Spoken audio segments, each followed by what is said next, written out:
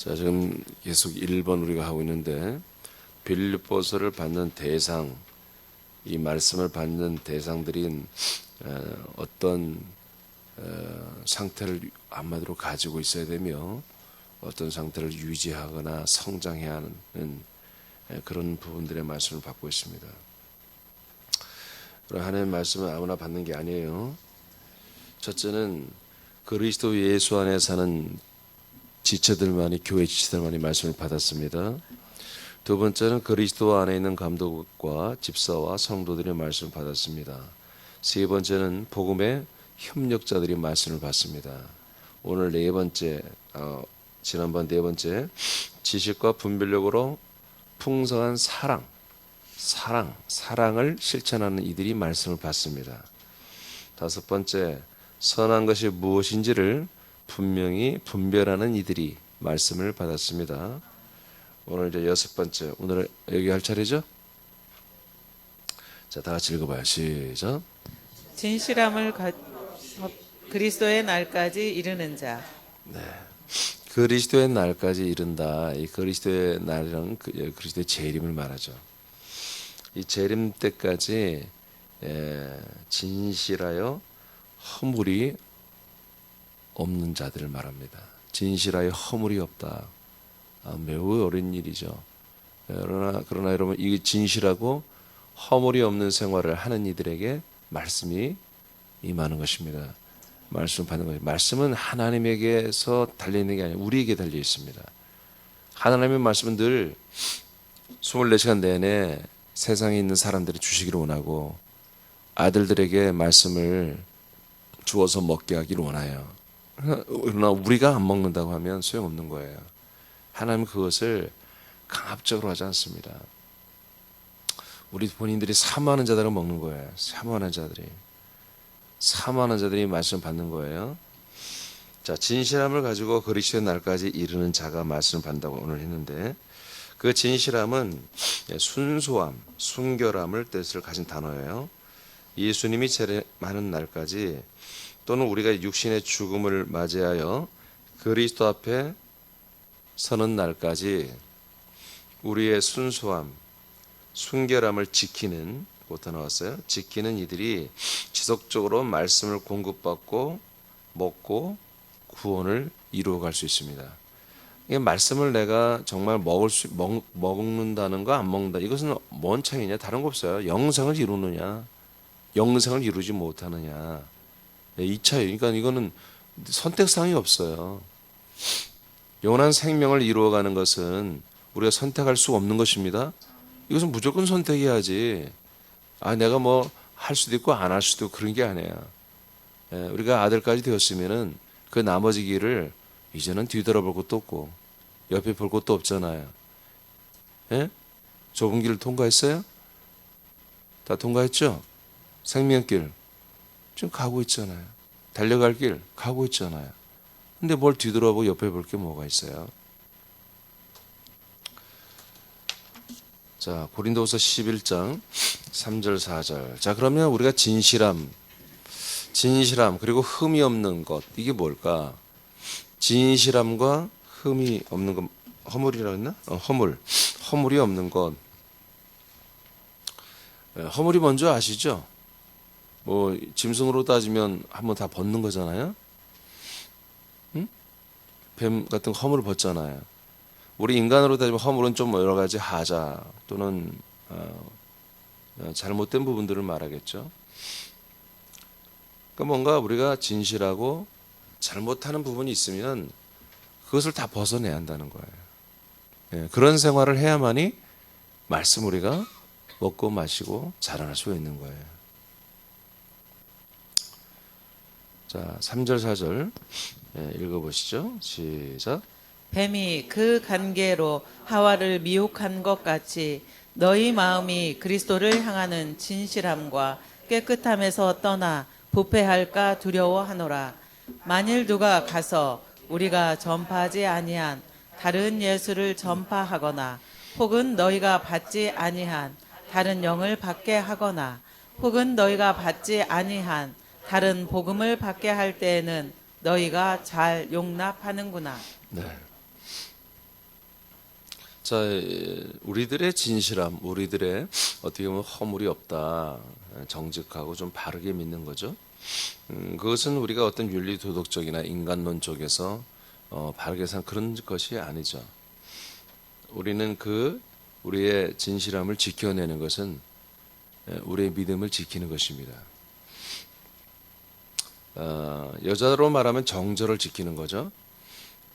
이게 되게 이제 교회는 여성으로 돼 있고 우리 성도들도 여성으로 이렇게 표현되죠. 예수님 우리 신랑 대신 예수님으로 컨셉이 돼 있으니까. 그러니까 우리가 정말 진실하고 허물이 없다라는 표현은 하나님이 우리에게 주신 그 첫사랑이며 우리의 영원한 생명이신 예수 그리스도를 배도하지 않는, 예수 그리스도와의 관계를 소홀하게 하지 않는, 그분을 향한 우리들의 어떤 태도와 자세, 우리들의 어떤 사랑, 이런 것들이 식어지지 않는 것들을 말하는 거죠. 여기서 계속 그것을 유지하는 걸 말하는 거예요. 변함이 없는 거. 그래서 하와를 하나 이제 소환을 했어요. 사단 마귀 뱀의 관계로 하와가 미혹을 받았죠. 이게 뭐예요? 진실함에서 떠나는 거예요. 허물이 생기는 거죠. 이런 짓을 해서는 안 된다는 것입니다. 이런 짓을 하면 어떤 일이 일어나요? 하나님이 그들에게 나타나도 그들은 숨어요. 그리고 하나님께 원망하는 이런 삶을 살 수밖에 없어요. 많은 분들이 집사, 권사, 장로가 되어도, 목사가 되어도 하나님을 믿으면서 살는데 다 힘들다고 그래요. 하나님이 왜 나에게 이런 시련을 주십니까? 왜 이런 고난을 주십니까? 그렇게 질질 짜다가 그 안에서 하나님 뜻을 발견합니다. 아, 그래요. 그래서 나는 행복해요. 감사해요. 종교적 인간적으로 보면 가장 고등 종교입니다. 어려움 속에서도 은혜를 찾는 사람들, 고통 속에서도, 하나님이 주신 고통 속에서도 하나님의 은혜를 찾는 사람들, 이거는 정말 최고의 사람들이죠. 인류 모든 사람들 중에 이런 분별력과 이런 깊은 영성과 사고력을 가지고 살아가는 사람들은 그렇게 많잖아요. 기독교인들이 대부분이 그렇죠. 근데 여러분, 기독교인들만 그런 건 아니에요, 사실은. 온불교나 다른 불교나 이 종교인들도 다 그런 사상과 신학과 그들의 교리가 있습니다. 하나님이 우리 인간들을 만들어 놓고 하나님의 아들이 되게 만들려고 했는데, 사람들은 계속 하나님의 아들이 안 되고 하나님을 찬양하고 하나님을 예배하고 하나님을 가까이 찾으면서도 늘 하나님의 아들되라고 주는 고난과 고통과 환난과 인내와 연단의 삶을 통해서 빨리 아들로 가야 되는데 가지 않고 그 자리에 덜썩 앉아가지고 욥처럼 날마다 그 앉아서 감사하지만 자식이 다 죽어도 감사했고 재산을 다 잃어도 감사했어요. 그러나 친구들이 와서 자존심을 긁어대는 데는 못 참죠. 그래서 거기서 자기의 마성적인 게 다 드러나잖아요. 굉장히 고급스러운 단어들이 거기 욥기에 써 있지만 결론은 뭡니까? 하나님은 왜 그러십니까? 뭐 때문에 나한테 이렇게 어려움을 주십니까? 지금 본심이 나오는 거예요. 그러니까 위장되고 해석되고 교류화되고 뭔가 굉장히 인간적으로 다듬어 훈련되어지는 어떤 그런 고백들, 그건 믿음이 아니에요. 더 이상 아들들은 고난이나 환난이나 인내나 연단 가지고 아파하고 여러 가지 그걸로 인생 가지고 고통하고 눈물 흘리고, 그건 여러분 믿음이 아닙니다.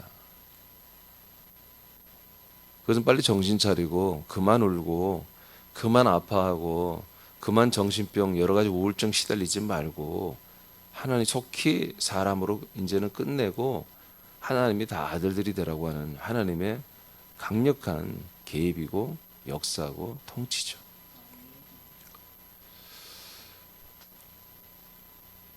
뱀이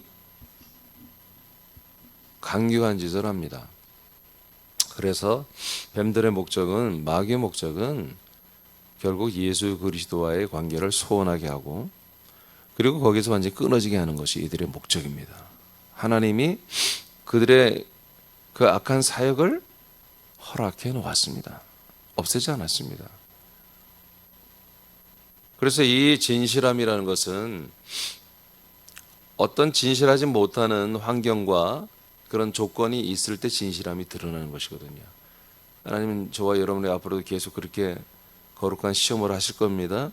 더욱더 믿음을 갖게 하는 시험을 우리에게 주실 거예요. 그러나 이것은 뭐 인내나 연단은 아니에요. 여러분 예수 그리스도 안에 들어와서 이제 어린아이들은 인내와 연단이 있죠. 그러나 어느 정도 여러분 믿음이 성장했다면 이제 인내와 연단의 시간들을 갖는 게 아니라 소망 가운데 사랑을 하고 생명을 이루어가는 진짜 믿음 생활에 들어와야죠. 그래서 너희들의 마음이 그리스도를 향하는 진실함, 그리스도를 향하는 그 진실함, 그 깨끗함 여기서 떠나 부패할까, 썩어 죽을까 봐 두렵다. 이렇게 표현하고 있죠. 예, 그러니까 진실함 뭡니까? 우리 마음이 그리스도를 향하는 거예요. 깨끗함이 뭡니까? 그리스도 안에 사는 거예요. 이것에서 점점점 떠나고 이것이 중요한 것을 점점 잊혀져 가고 지금 계속 2주 연속 우리가 지난 주에도 그렇고 이 예배가 얼마나 소중한지 우리는 배웠습니다. 이런 예배가 얼마나 소중한지 그런데도 내겐 예배가 소중하지 않아. 여전히 세상에 있는 게 난 더 소중해. 그럼 이미 부패하고 썩어져 가고 있는 거죠. 만일 누가 가서 우리가 전파하지 아니한 다른 예수를 전파할 때 그리고 너희가 이제까지 받아보지 못한 다른 영을 받게 하거나 혹은 너희가 받지 아니한 다른 복음을 받게 할 때는 너희가 잘 받아들인구나. 이렇게 지금 고린도 교회에 하나님이 바울을 통해서 말씀을 하고 있죠. 고린도 교회가 뭡니까? 썩어져서 지금 더러워졌다는 거죠. 그러니까 이들의 더러움은 인간적으로 어떤 윤리 도덕적으로 율법적으로 그게 아니라 예수 그리스도를 향한 것에서 멀어졌다는 거예요. 그래서 다른 영, 아들의 영, 그리스도의 영 말고 다른 영을 또한 제안하면 그걸 받아들이는 거예요. 다른 복음, 다른 교리를 받아들이면 그것도 좋겠네 하고 받아들이는 거죠. 이게 대표적인 게 캐톨릭이죠. 가톨릭은 여하튼 다른 나라의 종교를 다 받아들여요. 토착화시켜줘요. 그리고 나서 점점점 다 잡아가는 거죠. 그 나라에서 술 먹는 게 그들의 어떤 전통이다. 그것이 자기들의 전도의 교세로 확장하는데 방해된다. 없애지 않아요. 그냥 술 먹으라는 거예요. 제사 지내는 것이 여러 가지로 좀 방해된다. 뭐 괜찮아. 뭐 제사 지내면서 교회 와. 보편주의죠. 그럼 우리 그리스도교는 보편주의 없습니다. 진리입니다. 진리예요. 우리는 어떤 시대, 어떤 환경, 남녀, 성별이 다르든 어떤 어린아이든 노인든 간에 상관없이 우리는 예수 그리스도를 믿어야 됩니다. 예수 그리스도와 하나가 되는 것입니다.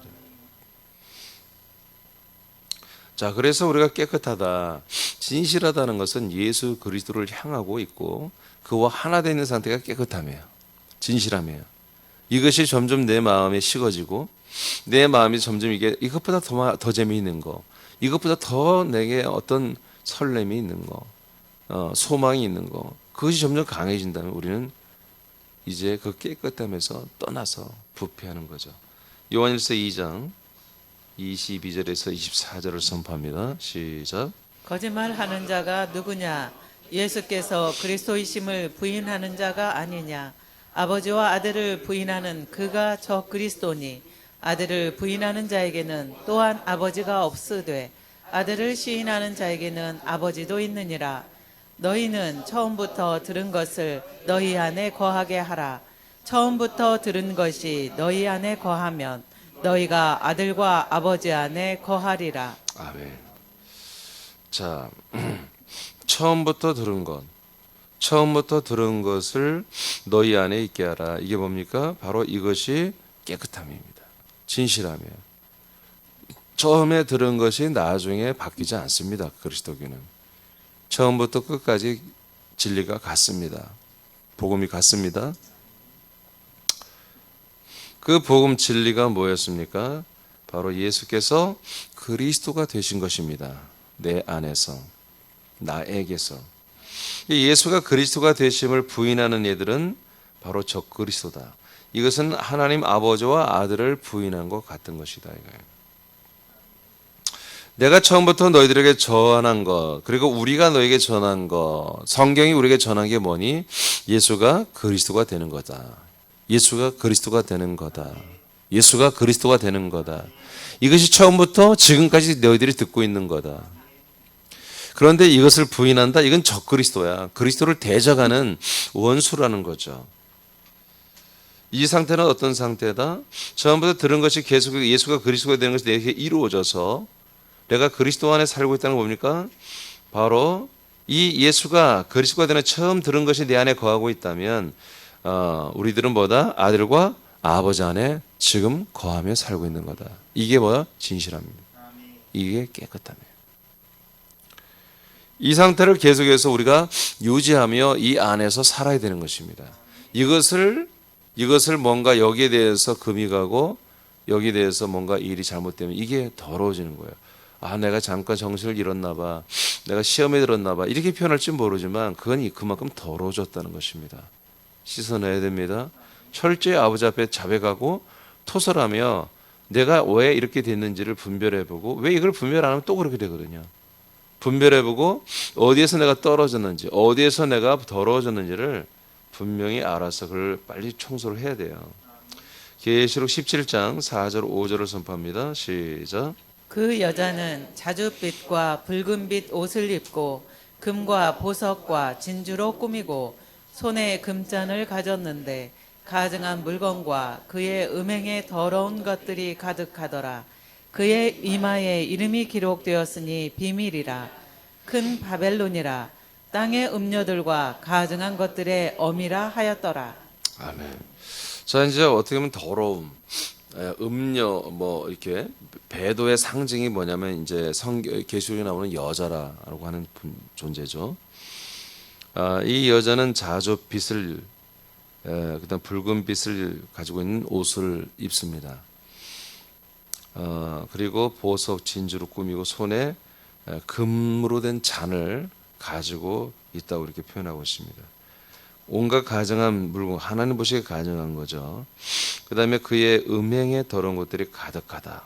그리고 그의 이마에는 이름이 있는데 큰 바벨론이라 땅에 음료들과 가증한 것들의 어미라 하였더라. 이렇게 되어 있습니다. 이건 뭐 여러분 잘 알죠. 가톨릭의 로마 국교회를 말하는 것이고 교황이 입는 옷이나 그들이 쓰는 머리 왕관이나 관이나 또 반지, 그들의 잔, 이게 전부 다 그렇게 만들어져 있어요. 예. 그들은 직급이 높을수록 자주색, 홍색, 홍포를 입죠. 마치 예수를 자기들이 예수를 대체하는 것처럼 해서 우리 감리교도 마찬가지예요. 감독들만 옷을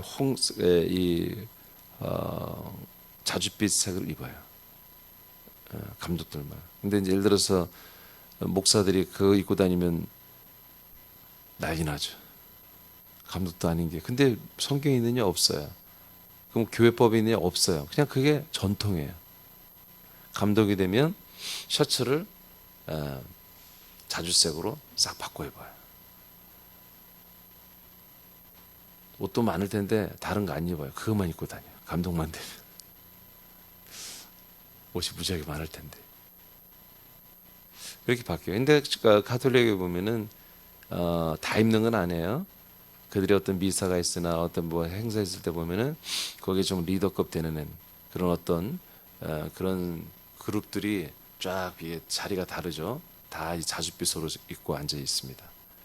교황도 마찬가지고요. 주교들이 다 입죠, 그렇게. 이들이 이 땅의 음녀들과 가증한 것들의 엄마라고 할 정도로 하나님 보시기엔 가장 더럽고 가장 가증하고 음녀라고 이렇게 보는 거죠. 그것은 일반 세상 사람들이 아니라 타락한 가짜 교회죠. 예수 그리스도를 버리고 이제 버린 정도가 아니라 대적하고 있잖아요. 그렇죠? 그게 요즘 일이 아니잖아요. 이미 4세기에 이 국교회는 4세기 이후부터 진짜 예수 그리스도인들을 핍박하고 중세기에는 5천만 명 가까운 그리스도인들을 죽였잖아요. 성경을 불태우고 그들이 가진 어떤 신앙 고백적 일기나 자기들의 어떤 문헌이나 어떤 기독교 이 성경에 관한 그들의 진짜 그리스도의 믿음에 관한 어떤 책이든지 싹 불태워 버렸잖아요.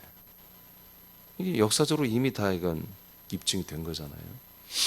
지금 많은 전 세계 기독교 WCC, WEA를 중심으로 해서 한마디로 복음협의회, 그다음에 에큐메니칼 운동, 이 하는 이들이 전부 다 뭡니까? 이 카톨릭이 중심이 돼서 하고 있잖아요.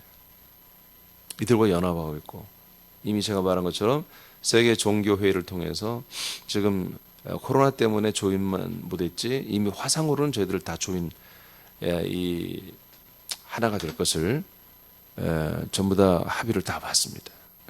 코로나만 끝나면 그들이 네덜란드 헤이그에 있는 평화의 궁전에 모여서 이 조인식을 하고, 그 조인식을 마치게 되면은 제가 예상하기는 이들은 예루살렘에 제3의 성전을 세웁니다. 전 세계 종교 통합의 상징물로서 제3의 성전인 예루살렘에 짐승의 피로 제사하는 성전을 세우고, 그 예루살렘에 우뚝 서서 이 종교 통합 실체들은 한마디로 전 세계 종교 한마디로 대통령이 될 것입니다. 그러면 이제 두 번째 짐승이 곧 있으면 나타나죠. 그래서 그 두 번째 짐승, 전 세계 정치, 경제, 문화를 통과하는 한마디로 짐승이 나오면 그 짐승을 신격화하는 작업을 바로 이 타락한 종교연합에서 합니다. 그래서 그 다니엘서 말한 것처럼 가증한 물건을, 우상단지를 그 제3의 성전에 세울 때에 그때부터 시작해서 전 3년 반이 시작이 된다고 성경에 기록되어 있습니다. 할렐루야. 그러니까 지금 어떻게 보면은 그 전 3년 반이 지나면 주님 재림하기 때문에 굉장히 지금 빠르게 주님 오실 날이 진행될 가능성도 지금 있는 거예요. 그러니까 어떻게 보면은 지금 세계 종교 통합 이 운동이 아주 오래전부터 되고 있었죠. 아주 오래전부터, 굉장히 오래전부터 되고 있었어요. 이것은 이미 로마 국교회가 시도했던 것입니다. 4세기경부터 이게 시작된 거예요. 그래서 지금 작년에 동방정교회와 서방교회인 이 동방정교회 리더와 서방정교회 교황이 만나서 다시 자기들이 화목하고 화친할 것을 한다는 것을 다시 천명을 했습니다. 그러니까 지금 엄청나게 지금 일들이 진행이 되고 있어요. 유대교 지도자들 거기 2명, 다른 종교단체는 1명 들어왔는데 희한하게 유대교는 작은데도 유대교 지도자는 2명이 대표가 들어와 있습니다. 그래서 그들도 교황과 다 서로 만나고 우리는 다시 화평할 것을 서약을 하고, 이런 것이 이미 작년에 다 이루어졌습니다. 그래서 굉장히 지금 어떻게 보면은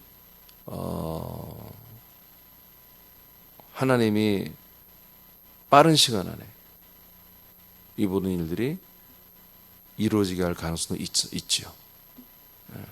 그러나 여하튼 성경 다니엘서 보면 그게 나와 있는데 그 뭐 하나님의 뜻대로 되겠죠. 그 시간은 말이에요.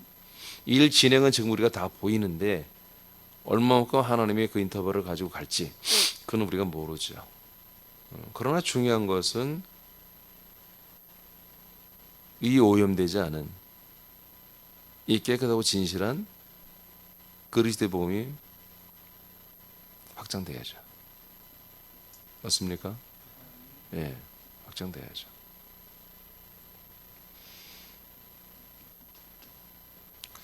그럼 기도해야 됩니다. 정말로 기도해야 됩니다. 광주에 9월 30일 날 오후 2시에 시작되거든요. 저는 여러분들이 어떻게 생각할지 우리는 뭐 저와 같은 생각을 갖겠지만 사도 바울이 에베소에 가서 전도에서 교회를 세워서 말씀을 두란노 서원을 만들어서 말씀을 계속 1년 반 동안 가르쳤잖아요. 저는 그거와 동일하다고 생각합니다. 광주에 가서 말씀 운동 시작하는 거, 익산에 가서 말씀 운동 시작하는 거, 또 어느 도시에서 시작할지 모르지만 그렇게 해서 그리스도 묻는 게 세워지잖아요. 이것이 사도 바울이 에베소 가서 빌립보 가서 마케도냐 가서 데살로니가에 가서 말씀을 전달하고 그 사람들을 모아서 가르치고 교회를 세우고, 이건 똑같은 일이다.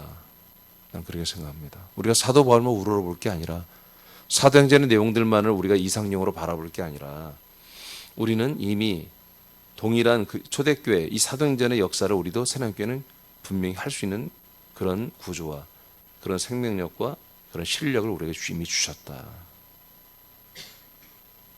그래서 여러분 정말 피 맺히도록 기도해야 되고, 정말 여러분 뭐든지 사람은 일할 때가 있는 것이거든요. 인간적으로 보면 딱 일할 때가 있는 거예요. 돈도 하나님이 모든 사람들에게 두세 번 돈 벌 기회를 다 주세요. 먹고 살 수 있도록 다. 그 기회를 놓치면 한마디로 가난하게 되거든요. 그거 비교할 수 없지만 우리 사람께도 하나님 지금 기회를 주시는 거예요. 우리를 쓰시기 위해서. 이때 우리는 붙잡아야 돼요. 굉장히 중요한 시기입니다. 지금. 계시록 3장 20절에서 21절 시작. 볼지어다 내가 문 밖에 서서 두드리노니 누구든지 내 음성을 듣고 문을 열면 내가 그에게로 들어가 그와 더불어 먹고 그는 나와 더불어 먹으리라. 이기는 그에게는 내가 내 보좌에 함께 앉게 하여 주기를 내가 이기고 아버지 보좌에 함께 앉은 것과 같이 하리라. 자, 그래서 우리가 깨끗하고 진실하고 허물이 없고, 정말 그리스도가 오시는 그날까지 우리가 이렇게 깨끗한 거 허물 없는 것을 유지하며 있어야 되는데, 그러면 어떻게 하면 되느냐? 바로 이 상태를 유지해야 됩니다. 예수님이 밖에서 두드리고 들어왔습니다. 우리가 열어줬죠. 격하게 우리가 환영하고 기뻐하고 감사하며, 자, 예수님이 우리 안에 들어왔어요. 들어와서 우리에게 그리스도가 되어 주었습니다. 그래서 내가 그에게로 들어가고, 예수님은 그리스도가 되셔서 내 안에 들어왔습니다. 그래서 더불어 먹고 더불어 마시는 이런 상태가 되었습니다. 여러분, 이 상태를 유지해야 됩니다. 이게 깨끗함입니다. 이 상태를 상실하는 게 이게 더럽고 부패 썩어지는 것이거든요. 허물이 되는 거예요. 이때만 우리는 이기는 게 있습니다. 그리스도와 하나가 되어서 하나님의 거룩한 양식을 먹고 마실 때만이 우리는 이길 수 있어요. 어쩌면 이 자체가 이기는 생활이에요. 그리스도와 하나 되어서 말씀을 먹고 마시는 생활, 이게 뭐다? 이 자체가 이기는 생활이다. 이 상태를 유지하는 게. 이기는 그들에게는 내가 내 보호자에 함께 앉게 해주겠다. 왜냐? 나도 이겼다. 예수 그리스도가 모든 걸 다 이겼다. 그리고 아버지의 보좌에 지금 앉은 것처럼 저들은 나의 보좌에 앉게 해주겠다. 그러니까 우리가 누구의 보좌에 앉는 거예요? 아버지의 보좌에 앉는 거예요. 이 보좌는 하나만 있는 거예요. 삼일째 예수님이 앉아 계시는 그런 왕권의 자리에 우리를 초대하겠다는 거예요. 스페셜한 사람을 말하는 게 아니에요. 아들들은 다 그런 것입니다. 아들들은 한 가족입니다. 하나님 아버지의 아들들입니다. 한 가족이에요. 아들들은 이 보호자에 앉는 거예요. 이 생명 안의 왕권이 우리에게 역사하는 거죠. 그런데 뭐야? 이기게 한다는 거예요. 이기게 한다. 지고 있으면 안 된다. 이기는 것은 기본이 뭐다?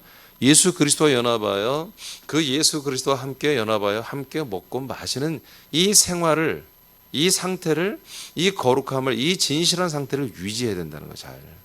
이것에서 이 함께 하나가 되어서 함께 먹고 마시는 이 생활이 우리에게 너무나 보편화되고 일상화되다 보니까 이것이 너무나 우리에게 중요하지 않게 여기고 하찮게 여기고, 그렇게 하면 이건 끝장난다 이거예요. 그리스도가 오시는 그날에 정말 그분 앞에 우리가 설 수가 없다는 거죠. 계시록 20장 4절을 선포합니다. 시작. 또 내가 보좌들을 보니 21장 2절이죠. 시작. 또 내가 보매 거룩한 성 새 예루살렘이 하나님께로부터 하늘에서 내려오니 그 준비한 것이 신부가 남편을 위하여 단장한 것 같더라. 자, 어떻게 보면 가장 진실하고 깨끗함의 상징이 뭐냐? 계시록에 나오는 이 예루살렘 성이죠. 신부들의 성이죠. 신부들이 예쁘고 뭐 그런 차원이 아니에요. 신부들은 다 이건 남성들입니다. 부활자들입니다. 아들들이에요, 아들들. 신부라고 이렇게 표현하는 거죠. 이들의 상징은 뭡니까? 다 이 성을 보면 다 보석으로 되어 있습니다. 보석. 이 성 안에는 다 정금으로 되어 있습니다. 정결한 말, 정결. 깨끗함을 말하는 거예요. 화려하고 예쁘다는 상징, 인간적인 그런 상상이고요. 하나님 보시기에는 이 보석과 이 금들은 뭐예요? 전부 정결과 깨끗함, 순수함을 나타내는 것들입니다. 섞이지 않은 것들. 여러분, 보석이나 이 금은 뭔가 많이 섞여 있으면 가치가 없는 거예요. 그렇죠? 예. 예쁘지 않은 거예요. 가치가 없는 거예요. 그 안에 불순물을 싹 빼내야 되는 거죠. 그래서 순도 100% 정금이 돼야 되고 정은이 돼야 되고, 보석도 이물질이 많이 섞여 있으면 보석이 될 수 없죠. 정말 그 돌이, 진주가 정말 깨끗하게 섞이지 않은 그런 것들만이 아름다움을 발산하죠. 그래서 이 성을 보석과 금으로 표현했어요. 이들이 이제 하나님 나라에서 내려오는데 이들은 뭐요? 정말 신부가 단장한 것과 같더라. 이게 누굽니까?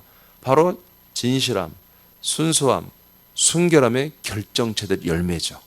가장 순수한 분들, 가장 순결, 믿음의 순결을 지킨 분들, 이분들이 바로 첫째 부활자들이잖아요. 순교할 때까지라도 절대로 예수 그리스도를 부인하지 않아요. 끝까지 예수 그리스도를 시인하고 증언했던 분들, 가장 진실한 분들이죠.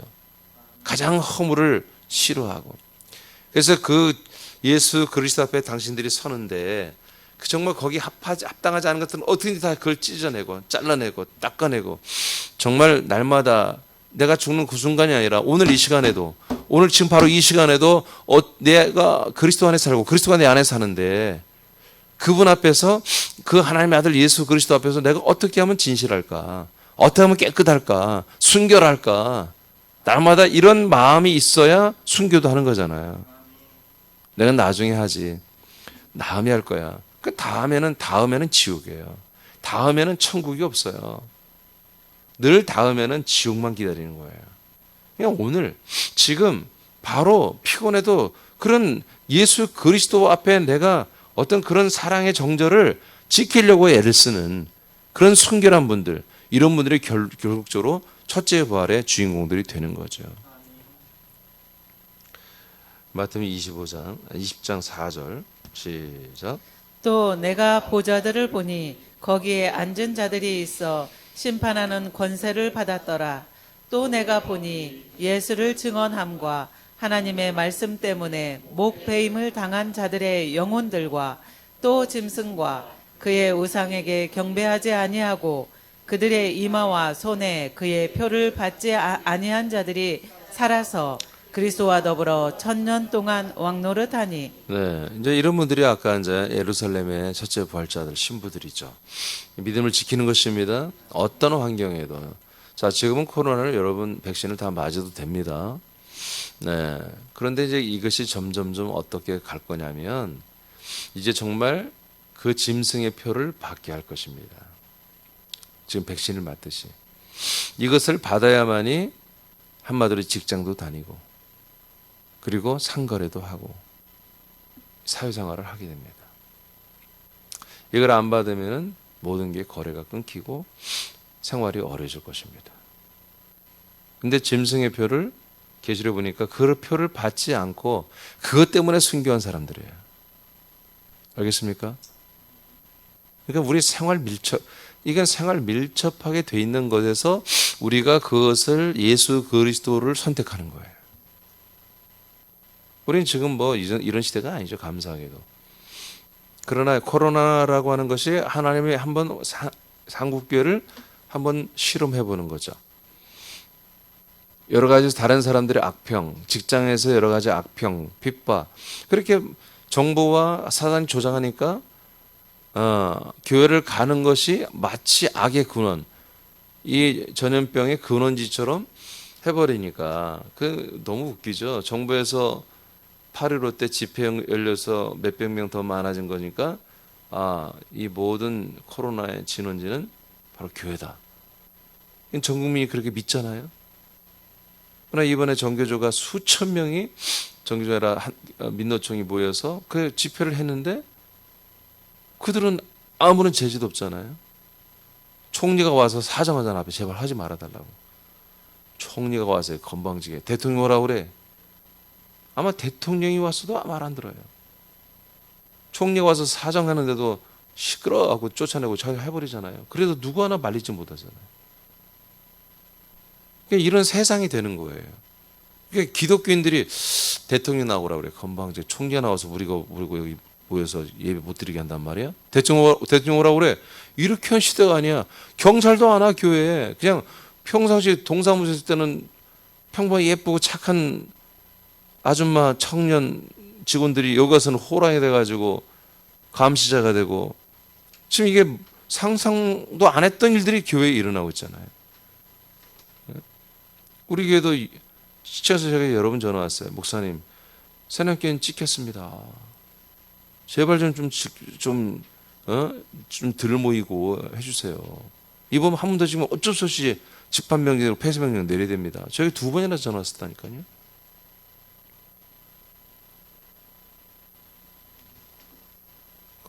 우리는 해야 되는 거예요.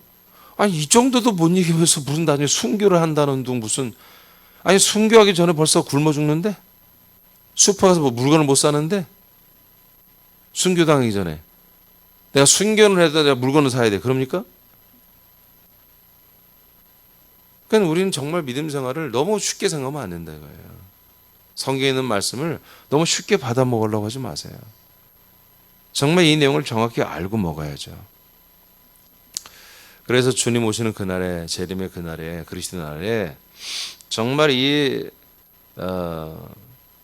진실함을 지키는 자들, 순결함을 지키는 자들, 그래서 허물이 없는 자들, 이런 자들이 계속 아들들이 말씀을 먹습니다.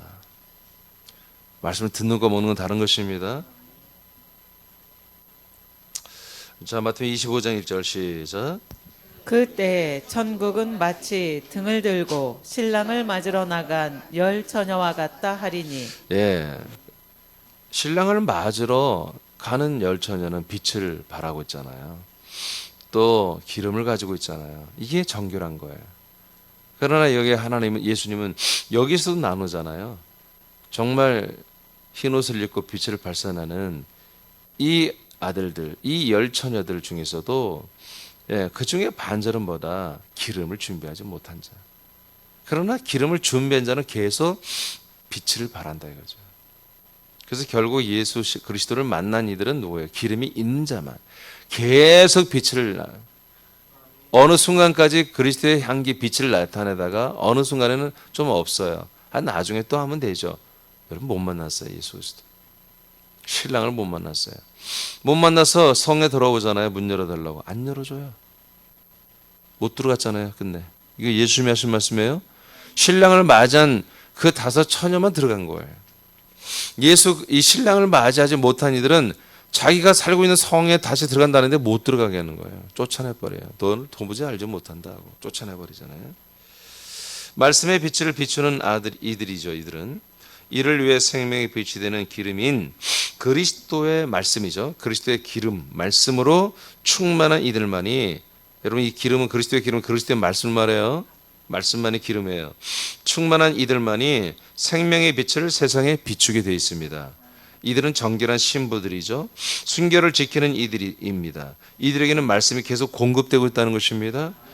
이게 계속 내게 공급되는 이 말씀줄을, 이 생명줄을 우습게 알면 끝난다 이거예요. 저와 여러분도 마찬가지예요. 이거를 이제는 너무 평이하게 여기고 이걸 일상으로 여기면 이건 끝난다 이거예요. 이걸 스페셜하게 보석같이 여겨야지. 날마다 내 보석함을 열어보는 것처럼 날마다 그렇게 이것을 귀하게 알고 정말 내 목숨보다 귀하게 아는 이들이 뭐예요? 그게 진짜 믿음인 거예요. 고린도후서 11장 2, 3절 시작. 내가 하나님의 열심으로 너희를 위하여 열심을 내노니 내가 너희를 정결한 처녀로 한 남편인 그리스도께 드리려고 중매함이로다. 그러나 나는 뱀이 그 관계로 하와를 미혹한 것 같이 너희 마음이 그리스도를 향하는 진실함과 깨끗함에서 떠나 부패할까 두려워하노라. 네, 정결한 처녀로 남편 그리스도에게 중매하는 거라고 합니다. 복음을 전하고 정말 그들을 양육하는 게 뭐다? 바로 깨끗한, 순결한, 진실한 신부가 되게 하는 거죠. 그러나 뱀은 아까 말씀한 것처럼 우리를 그리스도를 향하는 진실함과 깨끗함에서 떠나게 하는 거예요. 그리스도를 향하는 게 진실함이에요. 깨끗함이에요. 여기서 자꾸 떠나도록 이간질하고 중간에서 하는 거죠. 자, 이거